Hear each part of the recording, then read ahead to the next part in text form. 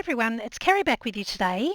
Recently Renee has created a new fabric labels kit which I'm super excited about, and she has taken us through the construction of how you actually put the bases of the fabric labels together. Now I'm going to show you how I decorate them today, but before we do that I just have a little bit of housekeeping. If you have already purchased the kit, you may have seen an email from us with an update to the kit. When I was playing with the kit, some of these little bits and pieces that go with the kit, the colours were not really matching the labels 100%. So we've redone this sheet in all the colours so it better matches the fabric labels. So if you haven't received that email from us, just reach out to us using the email address below and we can help you get the update. If you do go ahead and purchase the kit from here on, it will of course have all of the updated pages in it. So I'm just going to do the fun bit today and decorate them up. The kit has, I think it's 117 pages, so I have actually printed out the whole kit here and it's pretty substantial. You don't have to print the whole kit, of course, you just print off the colours or designs that you like. So here in front of me are some of the samples that I have already made up. Now these ones I have made with the single large card, and these are just little wallpaper samples that I've gone ahead and added in. And then I've just added some of the little extra bits and pieces to add a bit more interest to those there. And of course they've all got a decorative back. Super simple to put together. You can use them for anything. It doesn't have to be just fabric or papers. In here I've got a packet of buttons that I've just popped into a cellophane bag, and then I've just stapled them into the top, and I've got some lace samples here on the other side. Similar thing here, except I've popped some labels in a cellophane bag on this side. And then again with this one I've done the same thing but just popped some ephemera over here, loose pieces that can come out of the plastic bag and can be used. This one here I've just actually popped a few pieces of folded up vintage ephemera, clipped them on with a paper clip, and then instead of gluing the side of it shut, I've left it open and I've just popped a couple of vintage postcards in this side pocket. Same sort of thing here. This is using one of the tri-fold ones, and I've just added some lace and a wallpaper sample there. And again, just a couple of bits of ephemera on this side, a piece of lace, and some more lace sample over on the other side. So I had a little bit of fun when I created this one. These pieces of ephemera are actually from our July freebie. That is part of our collaboration with the Playing with Paper and Glue Facebook group. So if you're a member of the group or if you'd like to join, you can grab these freebies now, but don't worry if you don't do Facebook. These will be available in our shop in August. But basically I'd told myself a little story that this was the groom and this was the bride, this was the fabric that was going to be used to make his shirt, and here's her wedding dress fabric and some lace. And then some of the other members of the bridal party, groomsmen and that sort of thing, their photos are up here, so that when the tailor or the dressmaker has got some fabric samples to show the bride and groom, they can attach those to those fabric samples, and then after the wedding is all over and done with, the bride can keep this little memento and pop it into her wedding memories book.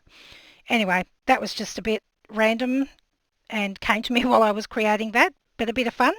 So anyway, I'm going to show you how quick and easy it is to create some of these. So I've just cut this one out, or I actually got my daughter to cut it out for me. I'm just going to start by folding my bottom half up, and then these little flaps can come down to cover the front of the card.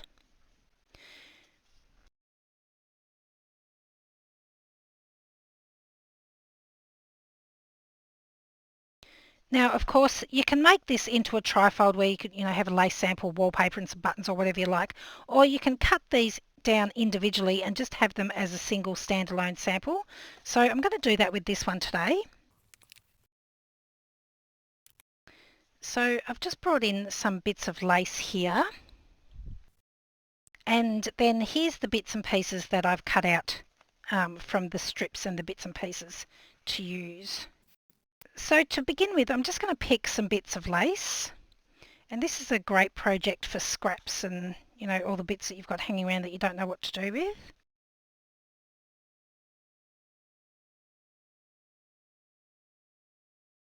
Alright, so I've just layered that up there pretty simply, and then I'm just going to work out how far down this flap's going to come, because I want to make sure that where I add the staple is going to be hidden underneath there. So I'm just going to slide my laces up just a little bit, and then I've just got a normal size stapler here, and I'm just going to pop a couple of staples in the lace through to the back of that first piece of card. So I've opened that card up this way, so I'm not stapling through the back as well. Now I like to get a pair of pliers and just squash down those staples, just so they don't poke through onto the back of my page here. So next I just need to cut these little corners off here. And if you wanted to ink and do all of that sort of stuff, it's best to do that before you pop your fabrics on, but I'm not going to ink today. You can decide whether you want to pop another little staple in or whether you want to use glue to attach that top lid, or you might even just want to clip it down with a paper clip or a hinge clip. But I'm just going to use some glue today. Just hold that down for a sec till it grabs. And then I'll come into these bits and pieces over here and decide what I want to add. Now these are the old bits and pieces that I had already cut out before Rennie and I had the conversation and changed them up. So that one's a little bit big.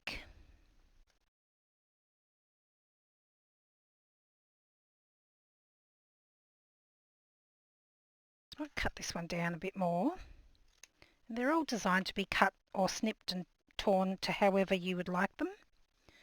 And then I'm just going to use this little tiny stapler that I have.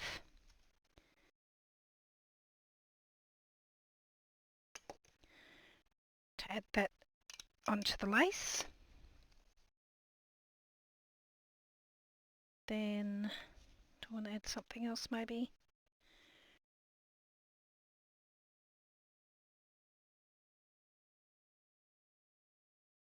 Then I might just add that little number across there as well.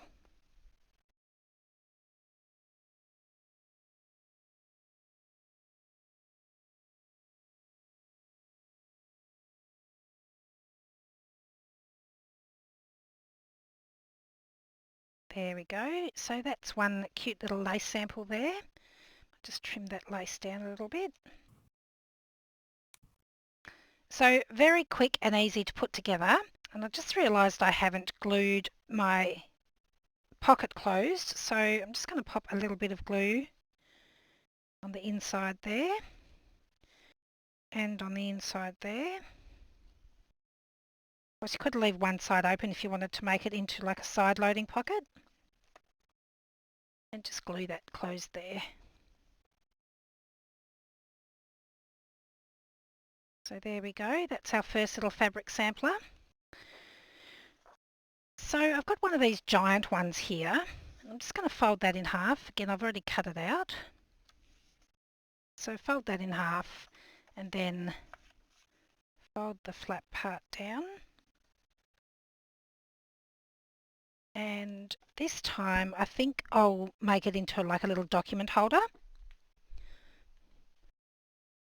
So I've got a couple of old documents here. This one is particularly worn and awesome. So I might have that on the front actually. It's already got fold marks in it where it's been folded previously. So I think I'll have that like that.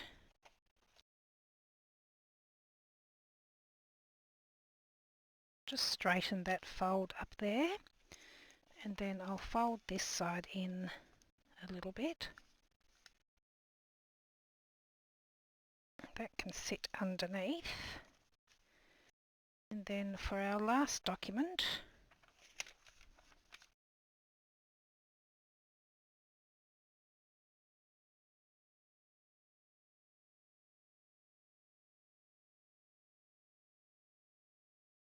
just fold that one like that. So if I want to turn this into a pocket, I'm just going to glue across the top here and along the bottom. Of course, if you want to ink or do any of that, you should do that first.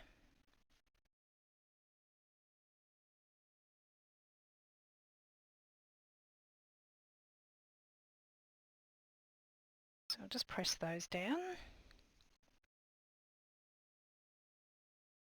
I quite often find too it's much easier, if you ink around the edge you get rid of all of your little white lines, but it's also much easier if you prefer not to ink and you have some of this white showing to just trim it after the fact rather than try and get it right whilst you're still putting it together.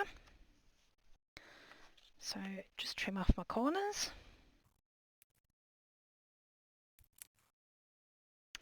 And then layer up my documents. So I'll have that one like that. This one, and then this one with all these awesome stamps on it. Then I've just got a rusty paper clip here, so I'm just going to use that to hold that in. And I've still got my little pocket here.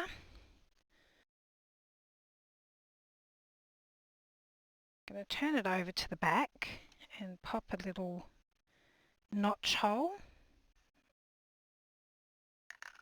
about there.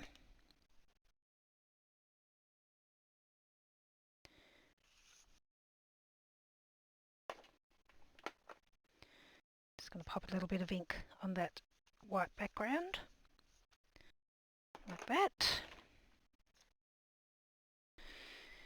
And then I've just got a couple of postcards here and a hinge clip. So I can pop those into that little pocket that we made. And that can just stick out the side there. So really quick and easy to put together, and the possibilities are endless. You can put whatever you like into these, fabric, paper, anything at all.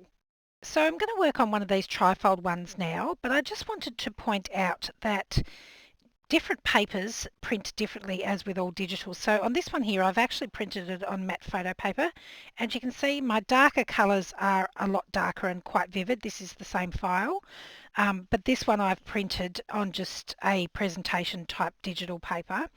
I like them both. There's not one that's better than the other. This one does have some lines in it, which is where my printer had a connection. But I just wanted to show that different papers will print out differently, and that also translates across to the bits and pieces. So if you print these out on, say, matte photo paper, and then you print out the actual labels on a digital type paper, the colours may actually look different, which is kind of how we've picked up on the error that I mentioned earlier. So I'm going to work on this one here, and to begin with I'm just going to fold it in half. Well, not in half, but up to the edge here, so that I've got my front and my back, and then my little flaps are poking up. And then I'll just fold those down as well.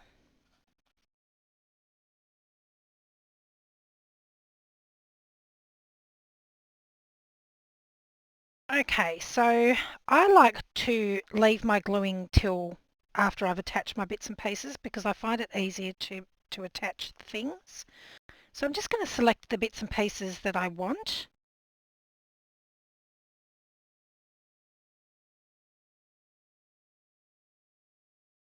Okay, so I've selected a couple of pieces of lace and some papers for this side, and on this side I'm going to make a little cellophane packet that will have some of these ephemera pieces and this gentleman with the top hat. Now my cellophane bag is obviously way too big for this side of my sampler, so I'm just going to cut it down a little bit, and then I can fold it over to suit. So I've just picked out some assorted pieces of ephemera here, which I'm going to pop into the cellophane bag on this side, but I want to build like a little layered, almost like a collage of how I would like them to look in the bag.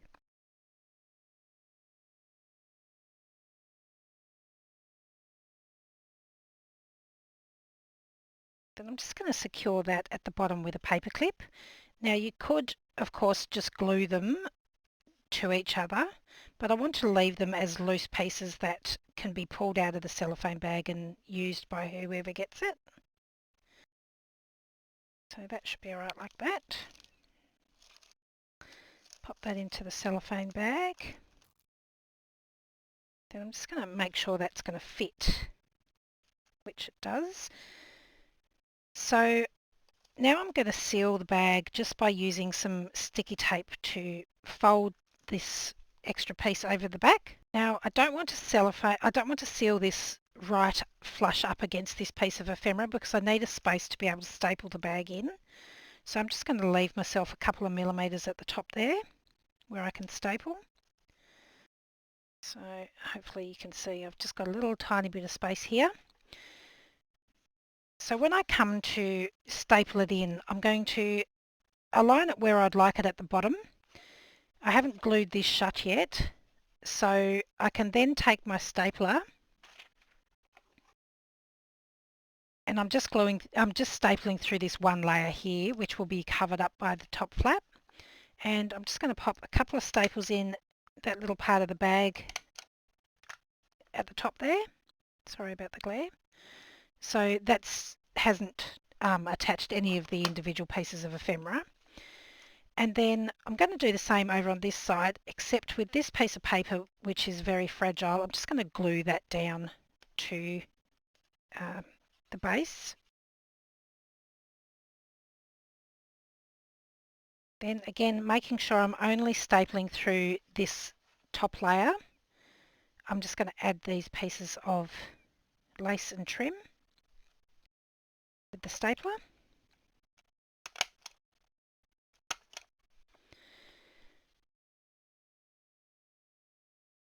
Make sure my flaps are going to cover that. Now if your staples are a little bit pokey outy, then you might want to squeeze them closed with the pliers or a little hammer. And then I'm going to cut these edges off so they can come down and be glued over the top. Now when you glue the inside, if you want to keep this middle section as a pocket like I did with the little wedding one, then you need to make sure that you're only gluing on the sides. You don't want to pop any glue in the middle.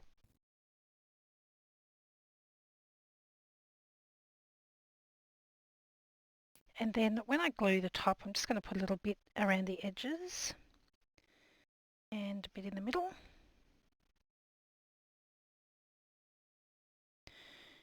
And then with the lace side, I'm just going to hold that down till it grabs quite well because it's a bit lumpy under here.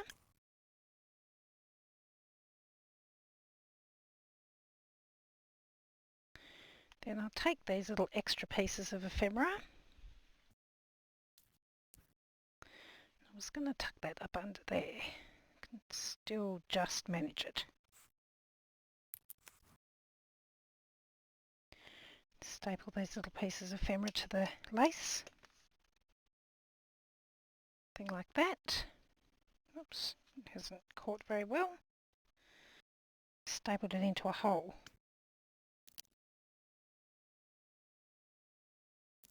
There we go. So then I've still got this piece at the top which is like a pocket.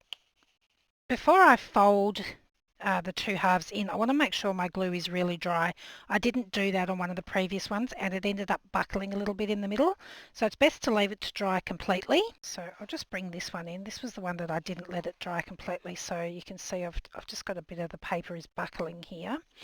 But once it has completely dry, I didn't even crease the sides where the score lines are like Rennie showed in her tutorial. I basically just eyeballed it and folded those in and I was happy with that. I don't think that looks bad. So there we go. I absolutely love playing with these and they're so quick and easy to put together and they always look great no matter what you put in them.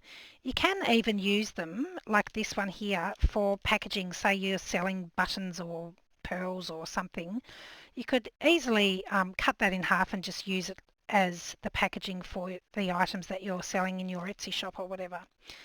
I'm sure you'll be seeing these popping up in some of Mum's future boxes and I know that I'll be using them in some of my projects as well because I just love how they look and they're so fun to put together. So I hope you found that helpful and inspiring. If you have already purchased the kit, thank you so much and please download the update for the kit. If you can't find it, I'll leave our email address in the description box below, so just shoot us an email. We'll be more than happy to help you out. And I'll also pop links in the description box to where you can find the kit. Thanks so much for joining me today. I'll see you again next time. Bye!